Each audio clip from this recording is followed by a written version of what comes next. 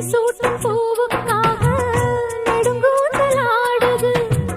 நீ வைக்கும் பொட்டுக்காக நடுநெத்தி வாடுது. ஆத்தாடி ஒன்னத்தானே உயிர் நாடி தேடுது. காவேரி எங்கே போகும் கடல் வந்து கூடுது. அந்திப் பொழுதில் தென்னங்கிளையில் தென்றல் கூத்தாட மையை எழுதி மஞ்சள் குருவி கையை கோத்தாட. அடங்காத ஆசை கொண்டு நானும் போராட.